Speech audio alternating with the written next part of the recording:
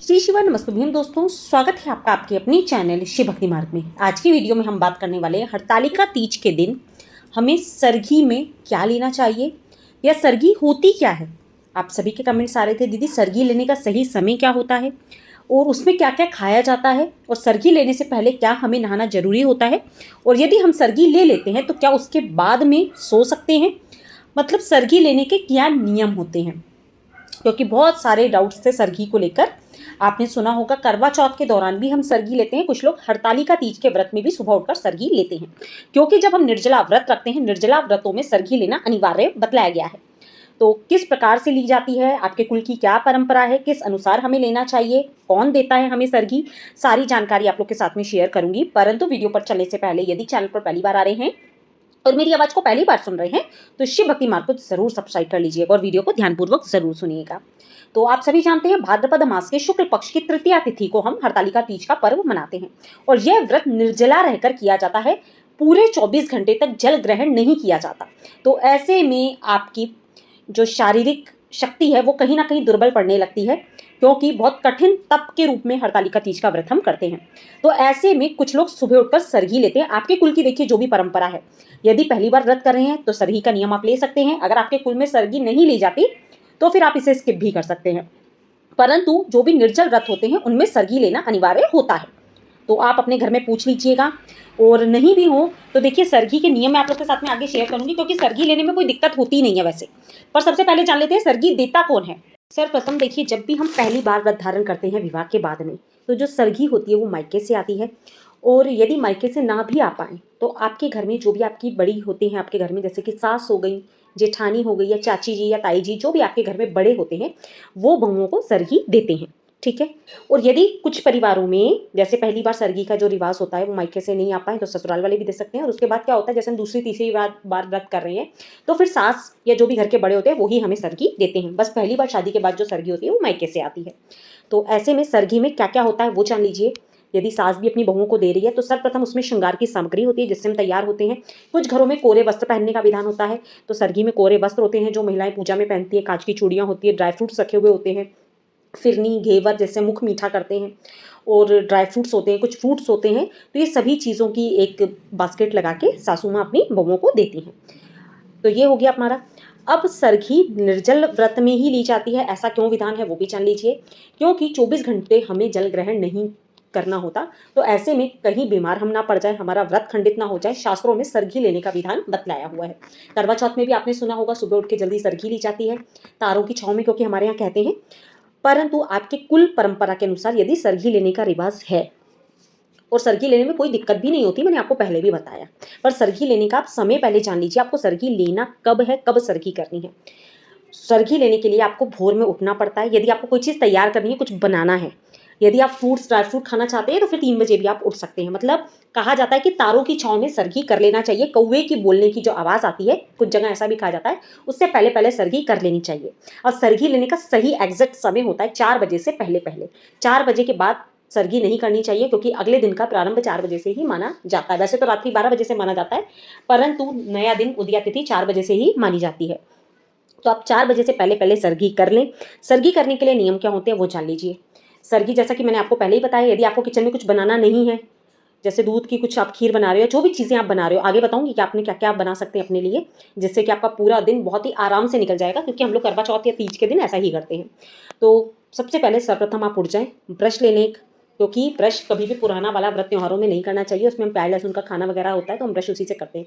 ऐसे में आप दातुन कर सकते हैं, नीम की दातुन। नीम की दातुन नहीं मिल पा रही तो एक नया ब्रश अपने लिए लाकर रख लें, ब्रश वगैरह कर लें। अब प्रश्न था सरगी से पहले क्या नहाना चाहिए। नहा सकते हैं तो देखिए बहुत अच्छी बात है। हम लोग तो क्या करते हैं, सुबह उठ के स्नान करके, यदि सामर्थ्य है तो स्नान करें, नहीं तो कोई दिक्कत नहीं है। स्नान करके हम लोग एक मंदिर में दिया जलाते हैं, नारियल तोड़ते हैं, उसके बाद ड्राई फ्रूट वगैरह का जो भोग होता है वो मंदिर में लगा के फिर हम खुद ग्रहण करते हैं। परंतु आप ऐसा नहीं कर पा रहे हैं तो आप उठें, 4 बजे से पहले पहले आपको उठ जाना है। जो भी आपको खाना है वो अपना अलग निकाल के खा पी लें। उसके बाद में भी आप स्नान कर सकते हैं सुबह में, यदि स्नान नहीं कर पा रहे। वैसे हम स्नान करते हैं तो मैं वही चीज़ आपके साथ में शेयर कर रही हूँ, नहीं कर पा रहे तो कोई दिक्कत नहीं है। अब बारी आती है सरगी में हमें खाना क्या है और क्या ऐसे कार्य करें जिससे कि पूरा दिन हमारा बहुत ही आसानी से निकल जाए, ठीक है। क्योंकि क्या होता है सर्दी के दौरान हम कुछ ऐसी गलत चीज़ें खा लेते हैं जिससे हमें प्यास लगने लग जाती है, हमारा पूरा दिन कई बार नहीं निकल पाता। तो सर्वप्रथम सर्दी में कोई भी तली भुनी चीज़, तेज़ मसाले बिल्कुल ना खाएं। आप दूध में पत्ती लगा के चाय पी सकते हैं। जिन लोगों को चाय कॉफ़ी लेने की आदत है वो अपना चाय ले लें, क्योंकि दूध में पत्ती लगा के जब आप चाय लेंगे तो वो आपके लिए प्रॉपर एक वर्क करेगा, हेल्दी रखेगा आपको, ठीक है। जो लोग चाय पीते हैं, क्योंकि चाय नहीं लेने से आजकल शिकायत होती है सिर दर्द होने लग गया, चक्कर आ रहे हैं, तो जो लोग चाय कॉफ़ी लेते हैं वो चाय कॉफ़ी लेंगे। जो लोग जूस वगैरह लेना पसंद करते हैं वो फ्रेश जूस निकाल के अपना जूस पी सकते हैं। ऑरेंज का जूस हो गया, अनार का जूस हो गया। और एक चीज़ मैं आपको स्पेशल बोलना चाहूँगी, कोई फल आप खाओ मत खाओ, एक अनार तोड़कर अच्छे से या तो उसका एक गिलास जूस पी लो या अनार खा लो। इससे आपका पूरा दिन कैसे निकल जाएगा आपको पता ही नहीं चलेगा। हमारे यहाँ तो अनार खाना कंपलसरी ही माना जाता है, क्योंकि अनार आपके बॉडी की पर्याप्त पानी की जो भी ऊर्जा होती है ना, उसको आपकी बॉडी में स्टोर कर देता है, ठीक है। फ्रेश जूस लीजिएगा, पैकेट वाले जूस मत लाइएगा, उसमें नमक मिक्स होता है। और कई बार क्या होता है आपको सूट नहीं करा और आपकी तबीयत खराब हो गई, पुराने जूस कई बार आ जाते हैं, तो फ्रेश जूस ही लेने की कोशिश करिएगा। खीरे आप खा सकते हैं, खीरे में भी पर्याप्त मात्रा में पानी होता है। अनार मैंने आपको बता दिया। कुछ लोग नींबू पानी, यदि आपको सूट करता है, आपका गला नहीं खराब हो, तो आप नींबू पानी बना के रख सकते हैं। नींबू पानी भी आप ले सकते हो, क्योंकि कई बार नींबू हर किसी को सूट नहीं करता है, तो आप अपने अनुसार देख लीजिएगा। नींबू सूट करता है तो नींबू पानी ले लीजिएगा। जिन लोगों का ब्लड प्रेशर लो या हाई हो जाता है, लो वालों के लिए तो नींबू पानी बहुत अच्छा है, ठीक है। आप जो भी मौसमी फल होते हैं, सेब खा सकते हैं, अमरूद केला ले सकते हैं। कुछ लोग ग्लूकॉन डी वगैरह लेते हैं ताकि पूरे दिन एनर्जी बनी रहे, तो आप वो भी ले सकते हो अगर आपके घर में चलता है तो, ठीक है। मीठी चीज़ें बहुत ज़्यादा नहीं खानी है। जैसे कोई कोई घर से घेवर मिठाई कुछ आपकी आई और आपने शौक शौक में बहुत ज़्यादा खा ली। मीठा खाने के बाद प्यास बहुत ज़्यादा लगती है, तो इस बात का ध्यान रखें। मुख मीठा करें, कोई दिक्कत नहीं है, परंतु बहुत ज़्यादा मीठा ना खाएं। ड्राई फ्रूट्स मैं आपको स्पेशली जोड़ दूंगी, जैसे कि अखरोट हो गया, बादाम हो गए। ड्राई फ्रूट आपकी बॉडी के अंदर पूरा दिन एनर्जी बना के रखेंगे, तो स्पेशली ड्राई फ्रूट। और आप अनार खा सकते हो, दही खा सकते हो, सूट करता है मौसम के अनुसार, क्योंकि आपको पता है आपका शरीर कैसा है। नारियल पानी आप ले सकते हो, पूरा दिन आपको हाइड्रेट करके रखेगा। मेडिसिन बिल्कुल मत भूलिएगा, पहले ही जो भी आप मेडिसिन वगैरह लेते हो वो अपने घर में मंगवा के रखिएगा, क्योंकि पूरा दिन कई बार आपका मेडिसिन पर ही टिका होता है। कुछ लोग को चक्कर आते हैं, एसिडिटी सिर पे चढ़ जाती है, हाइपर एसिडिटी हो जाती है। तो जो भी आप मेडिसिन लेते हो इस दौरान, वो अपनी मेडिसिन मंगवा के रखो। कुछ लोग इनो पीते हैं सुबह उठ के, तो आप इनो ले सकते हो, ठीक है। सारी चीज़ें क्लियर करी। और अब बारी आ रही थी दीदी, जब हम ये सर्गी कर लेते हैं उसके बाद में क्या हम सो सकते हैं? वैसे तो देखिए सोना नहीं चाहिए, आप अपना प्रभु वचन में समय व्यतीत करें। और आज के दिन एक चीज़ स्पेशली बोलूँगी, जितना हो सके कम बोलें। जितना मौन रहेंगे, जितना कम बोलेंगे, उतनी आपकी बॉडी की एनर्जी स्टोर रहेगी, आपको प्यास नहीं लगेगी। बहुत ज़्यादा बातें करेंगे, बहुत ज़्यादा कार्य करेंगे, घर के कामों में लगे रहेंगे, तो इंसान को थकावट जल्दी होती है और प्यास भी बहुत ज़्यादा लगने लग जाती है। तो बस पूरा दिन प्रभु भजन में रहें। माता गौरा की पूजन की जो भी आपकी तैयारी वगैरह होती है, क्योंकि दोपहर के बाद से तो हम तैयारियों में लग जाते हैं। और सुबह पूजा करने के बाद जो मैंने आपको सरगी का बताया, सुबह सरगी लेने के बाद आप 2-3 घंटे के लिए सो सकते हैं। जैसे आपने 4 बजे तक सरगी ले ली, उसके बाद आप विश्राम कर लीजिए। 6 बजे उठिए, 6-7 बजे जब भी आप उठते हैं, नहा धोकर स्नान कर लीजिए, सिर वगैरह धोकर। मैंने ऑलरेडी पहले एक वीडियो शेयर करा हुआ है, सारे नियम। सिर वगैरह धोकर आप अपने पूजन वगैरह का घर का काम करके पूजन की तैयारी करें। अब बारी आती है दीदी, अगर हम पूरा दिन प्यास से नहीं रह पा रहे हैं तब हम क्या करेंगे? या मैं प्रेग्नेंट महिला हूँ तो मैं क्या करूँ?